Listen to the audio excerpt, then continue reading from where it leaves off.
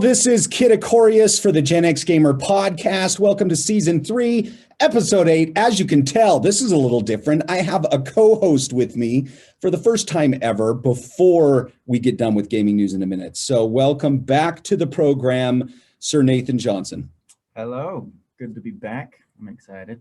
Thank you, Nathan. And that's all he gets to say for now, because it's weird that he's here before I even do gaming news in a minute. But he's just going to hang out for a few minutes while I introduce you to this episode, episode 8, the finale for season 3. This episode is called Polar Opposites because, quite frankly, we have two games that are complete opposites from the year 2020. We have Cyberpunk 2077, which is like this mainstream mega million-dollar game that took 7 years to make and a whole team of hundreds of people, and we've been waiting for it forever with the release of the next-gen consoles. And then we have another game called Hades, which was this smaller game, indie, a much smaller crew, hardly anybody ever heard of it, and it came out of the year 2020. Nathan has spent hours and hours digging into both games, and he is going to be our expert panelist to talk to us about the biggest game to come out of 2020, and perhaps on the flip side of that, the biggest game to come out of 2020 in Hades. So we'll kind of dive into that. But anyway, before we get to all of that, thank you for being here. You know, I'm really glad that we were able to do this last episode of season 3 because I promised it a couple weeks ago, but life got in the way. I had to move. And so everything at my last residence, I've had to box up and move to a new place, but I'm not even into the new place yet because I'm in transition. So it's all just been hectic. You know what I'm talking about. You have those moments in life where everything is just uprooted, right? So I've been digging through that. I promised myself that I would get this done, and Nathan was kind enough to come join me today. So this will be the last episode of season 8, and then I'll go on hiatus for a small amount of time. But when I come back, I am very excited because our good pal Nightshade is going to become my permanent co-host of Gen X Gamers. And together we are going to produce some excellent episodes, some awesome YouTube videos. You're looking forward to that? Oh, I'm totally looking forward to that. Okay, good. So I've got one fan. Regardless, I want to leave as much time for Nathan to dive into Cyberpunk 2077 and Hades as possible. So we are going to go straight to everybody's favorite time of the week. It's time for gaming news in a minute. Here we go.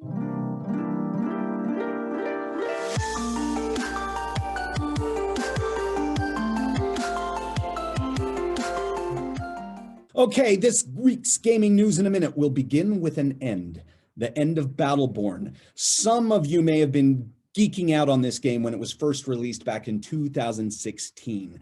This is the same developers that brought you the Borderlands series. Well, this MOBA shooter provided some interesting characters with fairly interesting art to the stylings of Overwatch.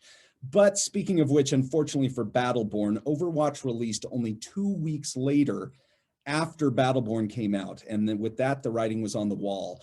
Battleborn just could not compete. The developers of Battleborn have spent the last 5 years watching its clients-based game dwindle into nothing, and now the servers are shutting down forever as of today, January 31st. It is the last day that you can log in to play Battleborn. Isn't that sad when a game goes by the way of most things and will never be played again? It is officially dying.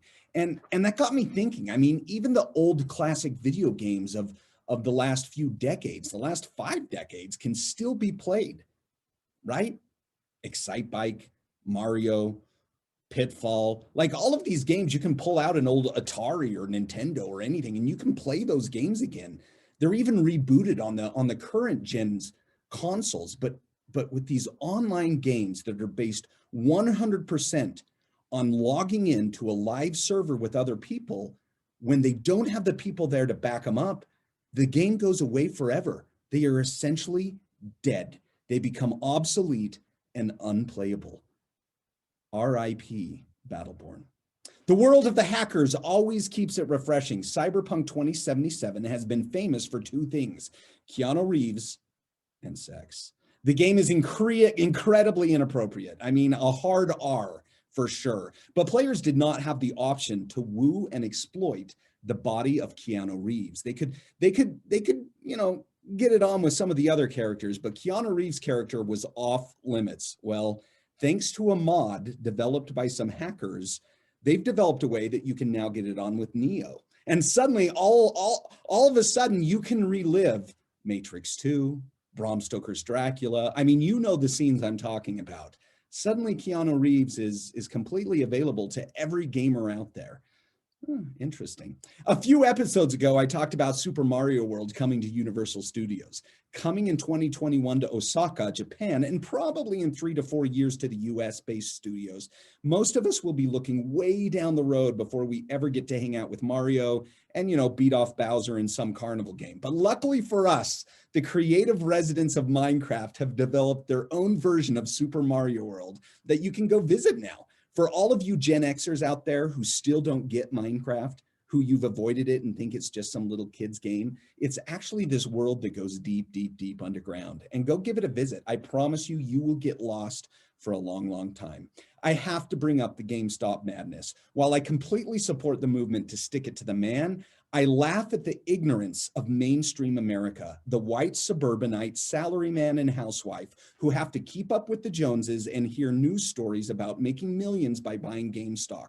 So they go out and buy GameStop. They're like, well, we've got to get on the bandwagon. I've got to buy GameStop. But they really don't have any idea what they're doing.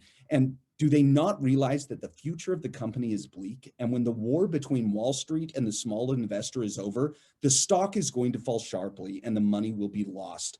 Alderaan was always going to be blown to bits, no matter what Leia decided to do. GameStop will be coming to an end.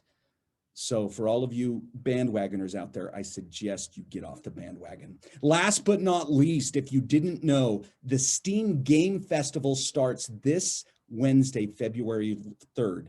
It's going to run for 1 week. What is this festival, you ask? Well, this festival allows you to get a look at the next indie games coming during this year, and you can play them for free for 1 week to test it out, to see what's happening. It's the Sundance Film Festival of geeks like us. So the Steam Game Festival, it is available now. Well, in 2 days for 1 week. Get ready. And that is your gaming news in a minute. We'll see you just on the other side.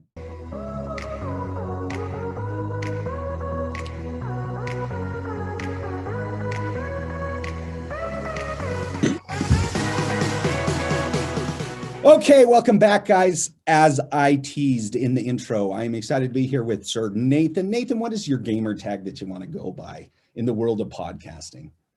Recently, I've been doing Luffy-kun. Okay, we'll stick with Luffy then for all of you anime awesome people out there. So Luffy, thanks for being here with us today. Hey, so our episode today is all about the polar opposites of the games Cyberpunk 2077 and Hades. And I think it's fair to say that at this point, you kind of got a pretty good handle on both those games. You know what's happening. Yeah, I've been playing a lot. Actually, 130 hours in 2077 and 10 hours in 10 hours pretty much with Hades. With Hades. And considering that Hades, Cyberpunk 2077 is an open world, it's a lot easier to spend a lot of time in it. Huge world. Hades is a leveler. You could actually say Hades is only 10 hours compared to what you've spent on Cyberpunk 2077, but 10 hours in Hades is equivalent to a lot more hours in like an open world RPG. It is.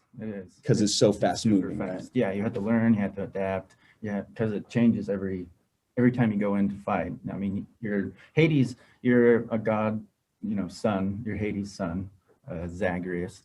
And you have to fight yourself out of hell. And there's, levels and they change every single time. Your powers change every single time. And the Greek gods want you to go to Olympia or Olympus, And so they're trying to aid you with giving their powers to you. And it's different every single time. It's super cool. Cool. Yeah. Awesome. So we'll come back to Hades. Cyberpunk 2077, you gave kind of a little synopsis of what Hades is about. Mm-hmm. What is Cyberpunk 2077 about? Well, it's about your character named V, and first of all, you have to choose between 3 different ways that you're brought into the game. I was a street kid. I was, raised in the streets, and I had my history with that. I don't know I can't remember the other ones because I'm just doing that one. One is the one I played, you were a company man. So like you were, high up in a company, you were kind of the right-hand man of a big player, basically. I can't remember what the third one is. Third one. That's okay. It's not a big deal. I deal. don't remember that. But yeah, you start out with being V. If you were to summarize the game in one sentence, what is it that you're trying to do? You're trying to overcome what happened to your mind. Johnny, he gets in your mind, and you have to try to either overcome becoming Johnny or try to save yourself. Oh, okay. So when you say coming into your mind, so for those who don't know, Cyberpunk 2077, it is a cyberpunk game, right? So it's total sci-fi. And so when you say what's happened to your mind, your character is, what do you mean by happens to your mind? So Johnny had his mind duplicated on a disk, right? And so then you put it in your mind, and it's not supposed to stay there, but he dies, and then that chip saved his life. It brought him back. It's like nanotechnology, and it's his mind. It's Johnny's mind that is overcoming. So there's kind of this gameplay of either allowing him to take you over or to try to maintain your individual identity. Yeah. Oh, You're either okay. V or Johnny, or you try to become friends with him, or you don't like him because he's taking your mind. But it's cool there because that's the future. That's what people are talking about, like could possibly happen. And so if that could happen, I don't know, you to have another friend in your head or. Okay, cool. So cool concept. So to dig into this then, Nathan, Cyberpunk 2077, the story's been told.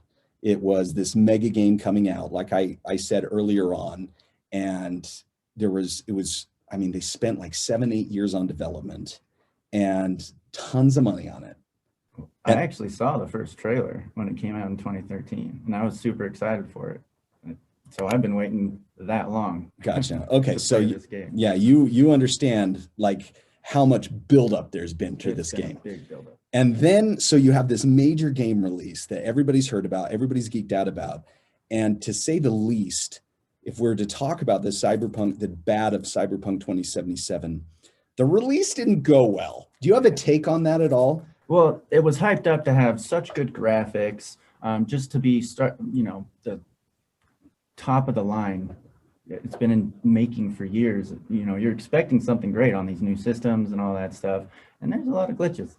Yeah. It didn't ruin it for me because I love storyline, I love voice acting, I love writing, I love character development, I love that stuff. But you notice all the glitches where you kill someone, you want to pick up their stuff, and they're in the middle of the wall and you can't pick it up, and you're like, what? Or they're just supposed to be on the ground and you try to pick it up and you can't pick it up. It's just, there's so many glitches. Yeah. You're trying to climb a ladder and you can't get up, and you're just like, what? Why?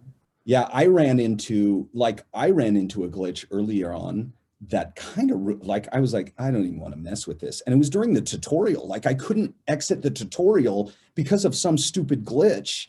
And I was like, oh, this sucks. Now I've heard they've done a number of updates, but are you still running into those glitches? Since they updated it, I've been playing Hades more. I've been trying to catch up on that. So I haven't played it since that update yet. Gotcha. Okay, so maybe it's corrected. But I have heard a lot of, there's still pretty good glitches, like their faces being cube. Oh, gotcha. Yeah, and or you try to look out into the distance, it's just super rendering. That's not fun.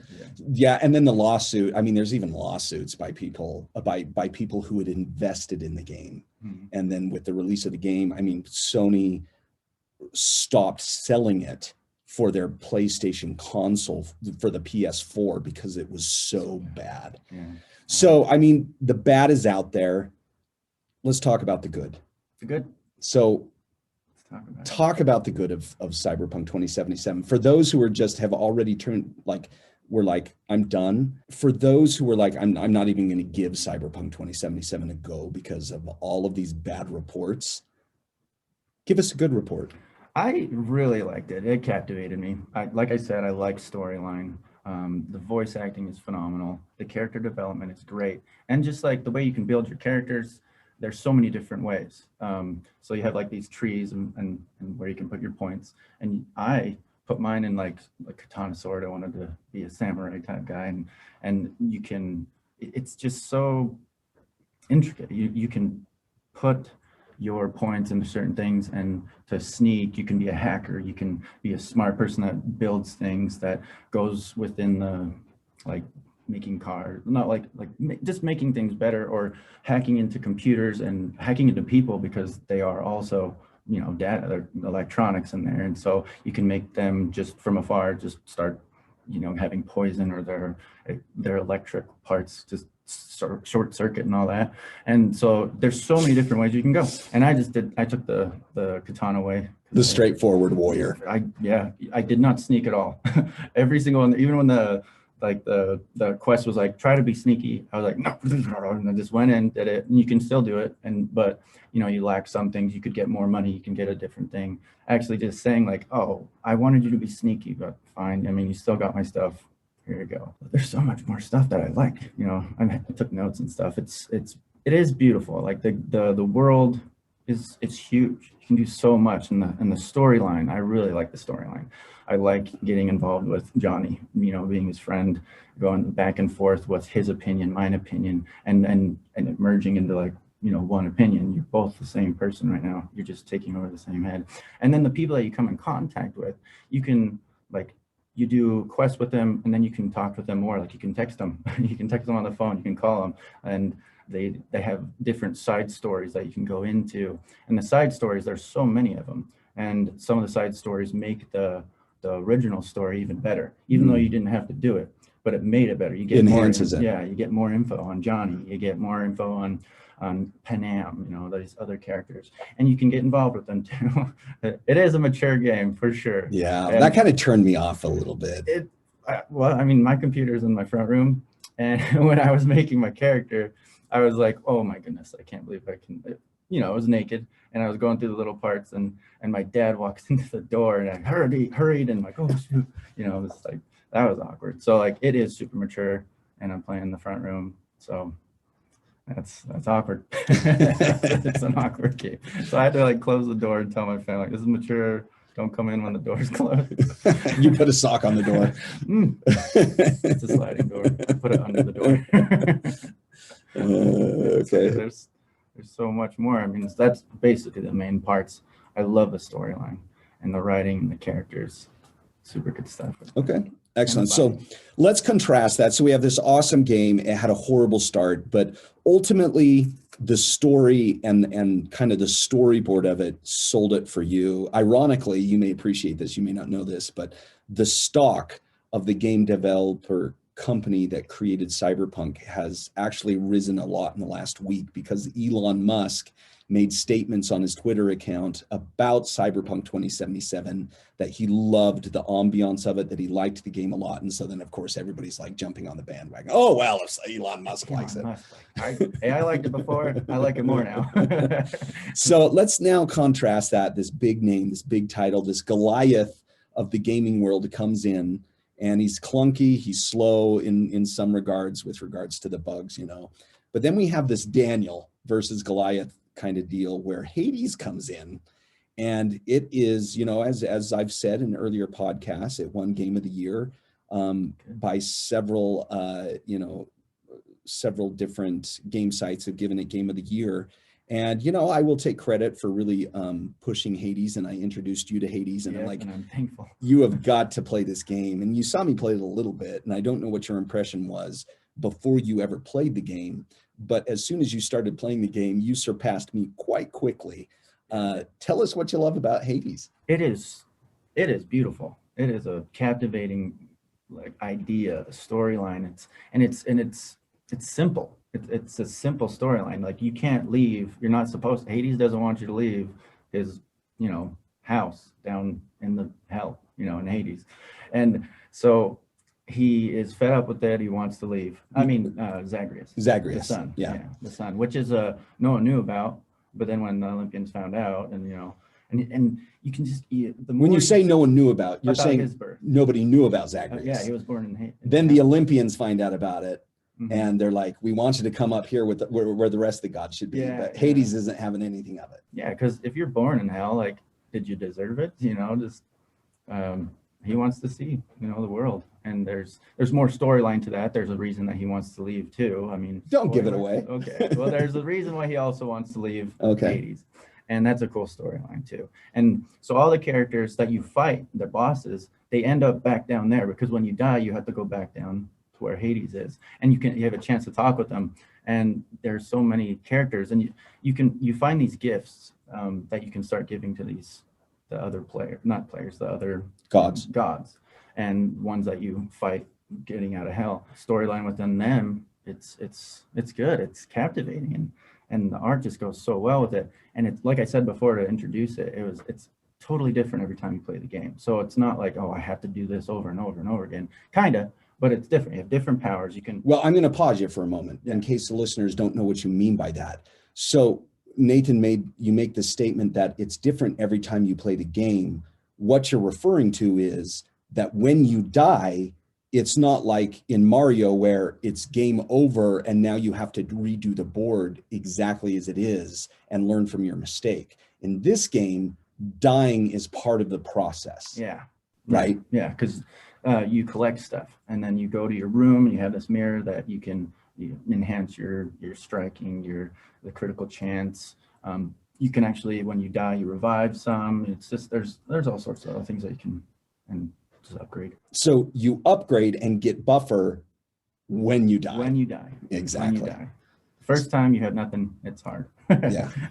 In fact, the first time you play the game, it's kind of like, what is this? Yeah. Like, there's not very much to this game. So fast. Like, what the? Yeah. Mm-hmm. Yeah, it's good. What about the humor in the game? I'm glad you brought that up. It is hilarious. The character writing and just back and forth is so funny. Zagreus is a funny guy. He's hilarious. And he's kind of deadpan, right? Yeah, he's deadpan, and he has an accent, cool accent. Yeah, I agree. That. And just him reacting to the other people and their conversations, it's funny. And even when he dies, he comes back, he just says funny things when he dies. He's like, oh man, just funny things every time. He's a hilarious guy. Let me give my 2 cents about Hades. One thing that I really enjoyed about Hades right out of the bat and that I picked up on is that, yes, it's in this setting of hell and these deities that you've heard of, like Hades and Zeus and Artemis come in and Eris and all of these deities come in. And so it seems like this storyline that is very mythical, mythological and out there, but at its heart, the story is about a dad who wants his son to be one way, and the son wants to push back against his dad and go his own way. Yep. Like, that's really what it's about. It is. And I think we can all relate to that. Yes, we can. Right? I totally relate to that. And it's funny, the bickering between back and forth with Hades and Zagreus. That's a good part of it. And just you, like, I could do this to your dad. And he just doesn't want you to leave. But in the end, you get this feel like he doesn't want him to leave because he's the life of the party. That's what a lot of people are saying in that game. Gotcha. Cool. Okay, so Nathan, let me ask, if you had to choose a game of the year between Hades and Cyberpunk 2077, what would your game of the year pick be between those two? Well, since I haven't, beat both of them or at all, but, oh man, I think Hades is well-rounded. There's no glitches or nothing. It's just, I don't have much bad to say about it. And the storyline was great. I think Hades wins that for me. Awesome. I put 130 hours in 2077. I'm going to make it worth it. But Hades, I enjoy it. I get lost in that world and I can play for hours. Awesome. So I'll tell you what's funny is that, Nathan's been playing Hades in 2077, but I've been into Destiny too. So every time I get on Steam to play Destiny, he's on one of those two games, and I have to say, okay, come play Destiny 2. Are you enjoying Destiny 2? Oh, I'm loving it. I like to play with other people. I don't want to. It's not the same for me to play by myself, but with other people, I absolutely love it playing. Okay, well, there's a little pitch for you, Destiny 2, that I didn't even plan. Okay, guys, listen up. Thank you for Nathan. Thank you for being here, by the way. Thanks for inviting me again. And thank you, everyone, for listening in, being a part of the GenXGamer podcast. I just want to throw this out there. Please subscribe to the podcast if you don't currently subscribe to the podcast. share it with your friends, share it with one friend this week. And don't forget to follow our YouTube videos. With the new season of GenXGamers, Chris and I are going to be doing more YouTube content, more quality YouTube content. So we're really excited about that. Hopefully we can reach more people. But once again, thank you for being here with us. Have a wonderful week. Enjoy your favorite game and jump into one of these games that you haven't, that we've been pushing. Hades, Cyberpunk 2077, of course, if you're of age. And then Destiny 2 is kind of where we're going now. Thank you for being here. We will see you next time.